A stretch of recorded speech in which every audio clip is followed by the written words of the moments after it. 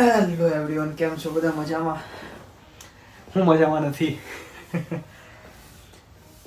તો મારી સાથે આજે એક સ્કેમ થયો છે. સ્કેમ રિયલી સ્કેમ થયો છે. તો એના વિશે હું ડિસ્કસ કરીશ. અને આ વાત છે છેલ્લા 4 કલાકમાં જ મારી સાથે આવું બધું થયું છે. અને હા, એટલે વિનાશ કાલે વિપરીત બુદ્ધિમાં જેમ થયું છે કે વિનાશ આવ્યો ને તો બુદ્ધિ ચાલે ને બુદ્ધિ પણ મારી અટકી જાય. દરેક અમુકને એવું થાય. તો મારી સાથે પણ થયું. તો હું એક્સપ્લેન કરીશ કે શું થયું મારી સાથે, કેવી રીતે થયું, મેં શું કર્યું અને મારા દિમાગ સાથે શું થયું. તો નામ આપીશ scam 2024 December month. It is what it is. Okay. તો બે વાત મને શીખવા મળી. એક કે લાલચ બુરી બલા હૈ, અને બીજું વિનાશકાલે વિપરીત બુદ્ધિ. ઓકે. તો વાત એવી છે કે હું જોબ પર હતો, મને કોલ આવ્યો. એકચ્યુઅલી મને આખો દિવસ માટે કોલ આવતા હતા. એ નંબર છે, કોલ મને આજે આવતા જ હતા. તો મેં કોલ ઉઠાવ્યો રેન્ડમલી. મેં કહું હા છે. તો પોલીસની ગાડી જાય છે. તો એમને એવું કીધું કે હાય નીરવ, હાઉ આર યુ? મેં કીધું આઈ એમ ગુડ. અને નંબર હતો 333. ઓકે. તો આ જે સ્કેમ છે મને 3 નેટવર્ક થ્રુ થયો છે. જે મોબાઈલ નેટવર્ક પ્રોવાઈડ કરે છે એ કંપનીનું નામ છે 3. અને આના રિલેટેડ અને આના થ્રુ સ્કેમ થયો છે. તો મને કોલ આવ્યો 333 નંબરથી, મતલબ 10 ડિજિટનો નંબર છે. તો મને કીધું કે હાય હાઉ આર યુ? મેં કીધું ઓકે ગુડ.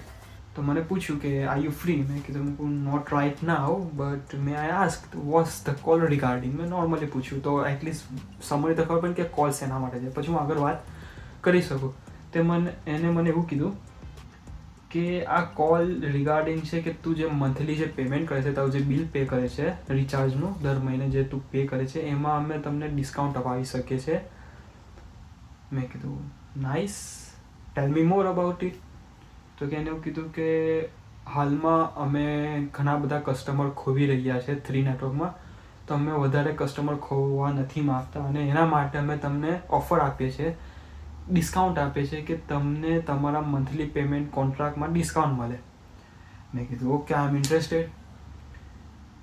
ને પૂછ્યું મેં કે કેટલું ડિસ્કાઉન્ટ મને મળી શકે છે. તો એમને કીધું કે at least we will offer you 30 to 35% off discount. I said okay, why not. Then એને એ જે મહિલા હતી એને મારી પાસેથી ઈમેલ આઈડી કન્ફર્મ કરાવી. I said my email ID. મેં મારી ઈમેલ આઈડી એને આપી. તો પછી એને એવું કીધું કે સિન્સ અમે તમારો પ્લાન ચેન્જ કરીએ છીએ તો થોડુંક ટાઈમ લાગશે, બિકોઝ પ્રોસેસ લાંબી થશે. મેં કીધું okay, I am with you, tell me. Okay. તો પછી દેન એને મને પૂછ્યું કે તમે 3 એપ્લિકેશન યુઝ કરો છો? મેં કીધું હા, વાય નોટ, કે તમે જે નેટવર્ક યુઝ કરો છો નેટવર્કની તમારી પાસે એપ્લિકેશન હોય જ છે. દરેક લોકો યુઝ કરે છે. મેં કીધું હા, મેં યુઝ કરું છું. એને કીધું યા ધીસ નાઇસ. એને એવું કીધું કે ઘણા ઓછા લોકો યુઝ કરે છે, ઘણા ઓછા લોકોને ખબર છે. મેં કીધું ઓકે. દેન એને એવું કીધું કે આ પ્લાન અમે ચેન્જ કરીએ છીએ ને, તો એના માટે અમે તમારી એપ્લિકેશન અને તમારા એકાઉન્ટ ઉપર ધ્યાન રાખીશું. ઓકે. બિકોઝ તું એપ્લિકેશન યુઝ કરે છે તો તારે આ એપ્લિકેશન ઉપર અમે 2 દિવસ સુધી ધ્યાન રાખીશું. ઓકે. દેન એને કન્ફર્મેશન મેળવવા માટે મારી પાસે એક ઓટીપી માંગ્યો. જે ઓટીપી મને આવ્યો હતો અને એ પણ ઓટીપી હતો 3 નેટવર્કમાંથી. તો ઓકે, ઓટીપી આવ્યો, મેં ઓટીપી આપ્યો ને આ પ્રોસેસ ચાલતી જ હતી. અને એના વચ્ચે મને એવું કીધું, મતલબ કે અમે ઘણી બધી ઓફર આપીએ છીએ કસ્ટમરને, કે like you will get iPhone 16 in just £30 per month monthly payment. Nice. પછી એને કહ્યું even you will get 16 Pro Max in just £40 per month monthly contract for 24 years. 2 વર્ષમાં તમે iPhone 16 Pro Max તમે લઈ શકો છો. ઇવન હા, આવી ઘણી બધી સ્કીમ હોય છે. પણ મેં એને ડાયરેક્ટલી ના કહી દીધું, because I don't want to do that EMI thing. EMI જે મંથલી પેમેન્ટવાળો જે ટ્રેપ છે ને, એ ટ્રેપમાં મારે નથી ફસાવો. તો તો મેં ના કહી દીધું કે sorry, I already have my phone and I boat this phone in a full payment. મેં મંથલી પેમેન્ટ બહુ ઓછું કરું છું હાલમાં, બિકોઝ મને ખબર છે કે જે મહિનેવાળી system I don't like this EMI trap કહી શકો એને. Okay, then back to the topic. એને એવું કીધું કે હાલમાં તું 12 month પર પાઉન્ડ પે કરીશ. મેં કીધું યસ, ઓકે, હા હું પે કરું છું.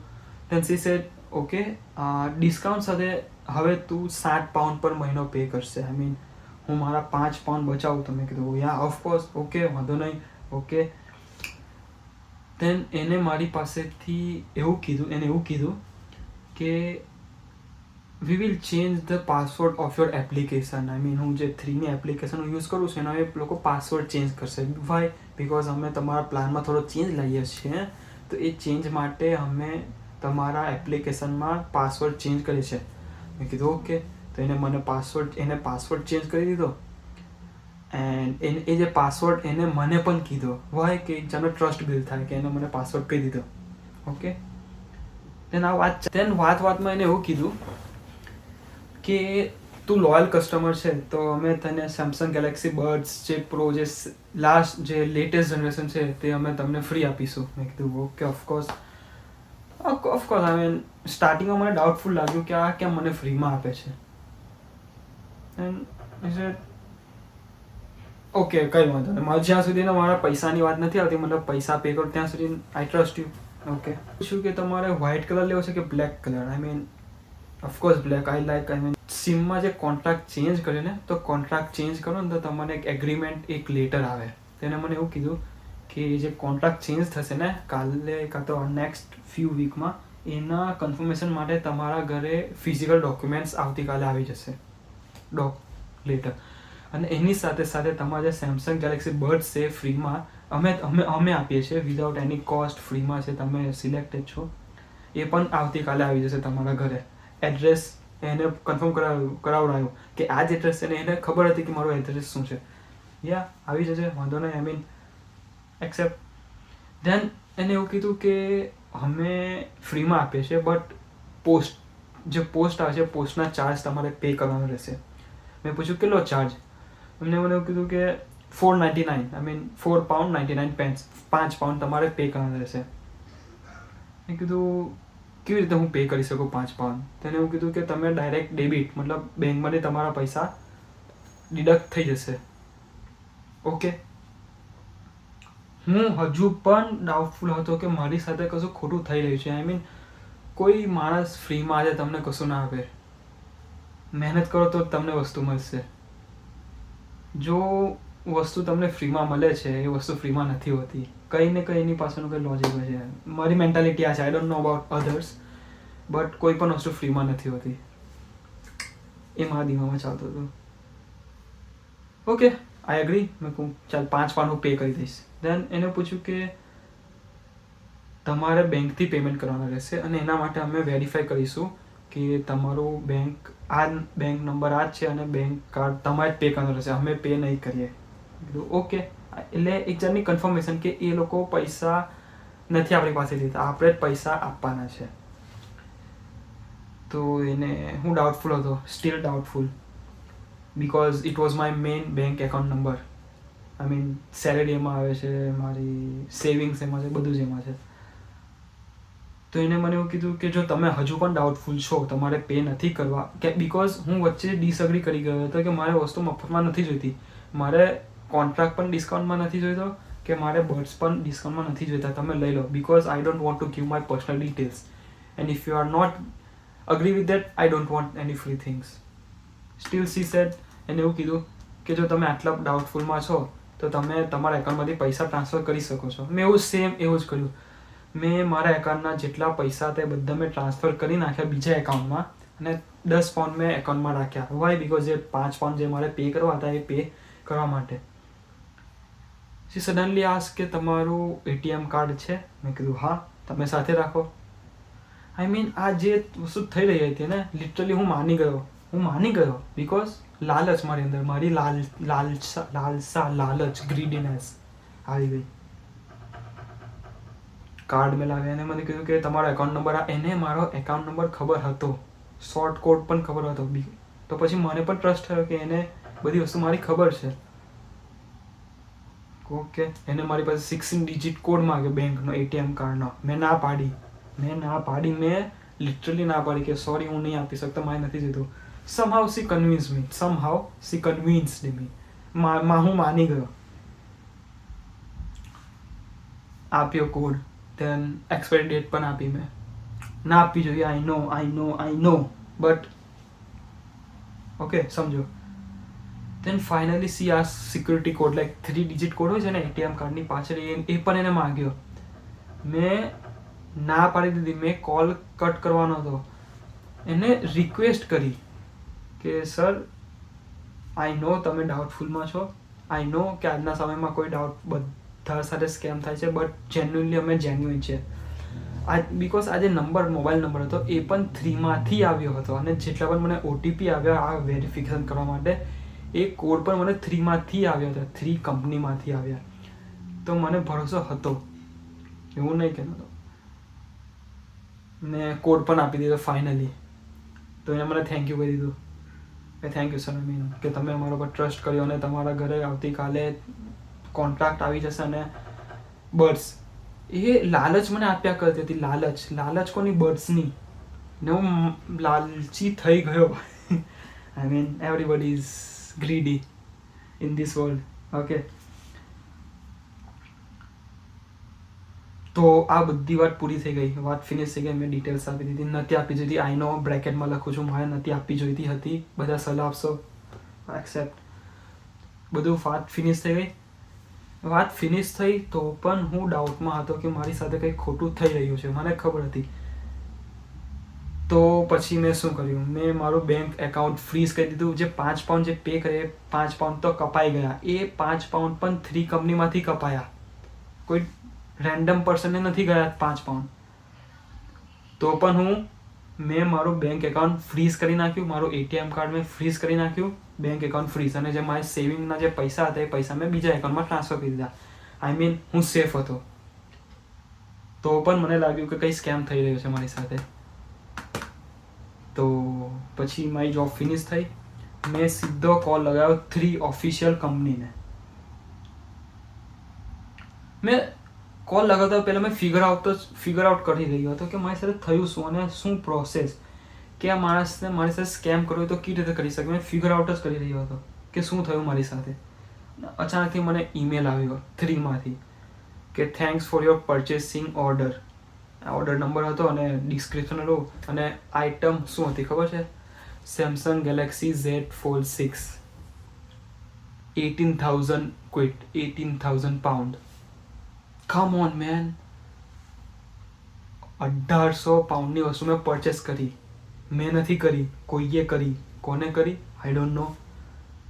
મને લાગ્યું આ સ્કેમ થયો મારી સાથે, કે કોઈએ મારું એકાઉન્ટ વાપર્યું 3નું, કેમ કે એની પાસે મારી ઈમેલ આઈડી હતી. એને પાસવર્ડ પણ ચેન્જ કરી નાખ્યો.